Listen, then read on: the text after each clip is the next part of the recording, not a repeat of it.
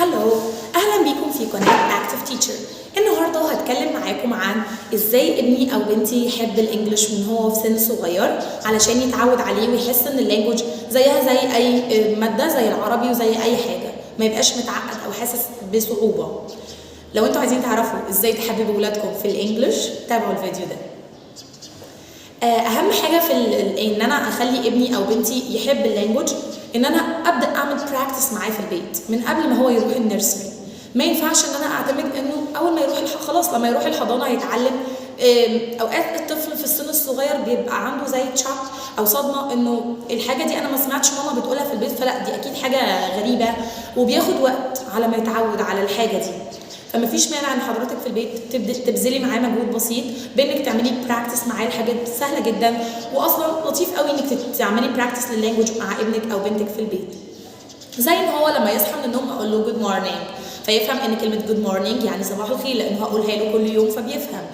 بعد كده لما يروح النيرسري ويسمع الناس بتقول له جود مورنينج فيحس انه لا انا سمعت الكلمه دي قبل كده اوكي جود مورنينج. مش هيبقى عنده كويستشن مارك على وشه اول ما الناس تقول له جود مورنينج، هيحس ان دي حاجه قالت لي قبل كده. اوكي، زي ان هو بفهمه الاوردرز العاديه in English: wash your face, brush your teeth, touch your nose, touch your eyes, touch your ears. ونعملها كانها جيم، يعني انا مش بحسسه ان احنا بنذاكر وان هي حاجه معقده complicated، لا انا بلعب معاه واحنا قاعدين عادي. يلا نلعب جيم: touch your nose, touch your head, touch your eyes and so on. اوكي، وبعدين عندي الاوردرز الثانيه الاكشنز زي run, jump, hop, wave your arm, clap your hand. كل الحاجات دي اقدر برضو اقولها له انجلش. عندي كمان استخدم حاجه وهيرميها في الباسكت ف throw it in the basket, throw it in the basket، ارميها في الباسكت. give me كذا، give me دي، give me this, give me that، يعني whatever. كمان لازم اعرفه الحاجات بتاعته بتاعت المدرسه انجلش: pencil، المقلمه، pencil case، البرايه، sharpener. يعني لازم الحاجات دي يكون عارفها ان انجلش، ما نستناش لما يروح النيرسري وان المس لسه هتقولها له. هيبقى افضل لو ابنك او بنتك راح النيرسري وعارف الحاجات دي، بالعكس هيبقى مميز قوي.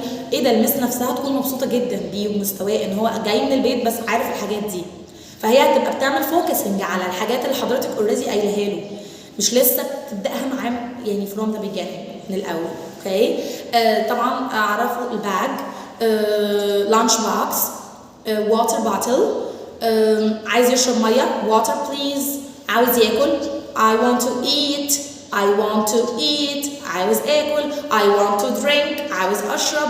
جمل سهله جدا وبسيطه وهتمكن ابنك في اللانجوج. كل ما تبداي بدري مع ابنك او بنتك في اللانجوج كل ما هتلاقي المردود ده فارق. بالنسبه لمستوى ابنك في وسط جروبس وسط اصحابه هتلاقي ان ابنك مستواه فارق، البرونانسيشن بتاعه هيبقى احسن افضل لانه نلقط من بدري، من مرحله بدري في عمره، مش لسه بيبدا مع اصحابه في النيرسري او وات ايفر يعني بعدين. اوكي، كمان لازم يسمع listening. ما هو الانجليش فيه 4 سكيلز، 4 مهارات: listening سماع، speaking ان احنا التحدث وان هو يتكلم، writing الكتابه، and reading ان هو يقرا. طبعا مش هيقدر يقرا قبل ما يروح النيرسري. الريدنج دي بنبداها مثلا من سن KG1 وKG2. بنبداها من KG1، ابدا احط كلمه قدام ابني او بنتي واحاول معاه ان هو يقراها starting from KG1. هتقولي لي ازاي KG1 وهو في KG1 لسه بيتعلم letters؟ هقول لك يس، لانه هتبداي تعملي له بلندنج وتقريه كلمات starting from KG1. طب سي ان انا النيرسري بتاعت ولادي في KG1 مش بتعلمهم ريدنج في الانجليش، طب انا ليه ما اعلمش ابني في البيت؟ ليه اعتمد على مستوى النيرسري؟ ما انا ليه ما يكونش ابني افضل واشطر من اطفاله اللي معاه؟ يعني مثلا الحضانه بتاعت ابني بتقول لي ان في KG1 لا مش هنقري الولاد انجلش، ماشي، بس انا ممكن يكون ابني بيعمل حاجه اكتر من اصحابه، افضل من اصحابه. هو اخذ ساوندز معينه، انا بس هحط له 3 ساوندز جنب بعض واقول له ريد. يعني هو مثلا خد ك وأ وخد الت، هحطهم جنب بعض ك أ ت ونبدا نقرا في البيت. حتى لو ده مش مطلوب مني في المدرسه او في النيرسري بتاعت ابني، انا هشتغل مع ابني في البيت وانا هخليه يكون سوبر اكتر من اصحابه.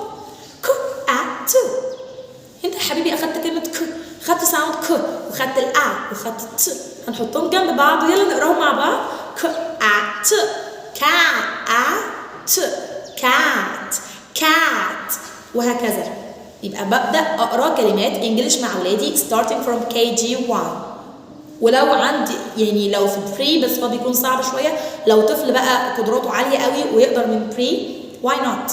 ليه لأ؟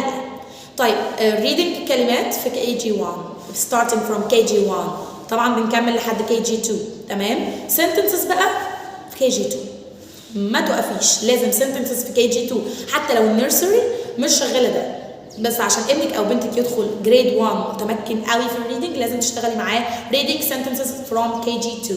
طيب انا منهج ابني في KG2 ما ادلوش غير الشورت فاولز، ما ادلوش اي حاجه تانية. اوكي بعد ما يخلص KG2 عندي اجازه الصيف اشتغل معاه لحد ما يدخل جريد 1، اشتغل معاه اللونج فاولز، اشتغل معاه تريكي ووردز، اشتغل معاه ان انا اكون sentences كتيره قوي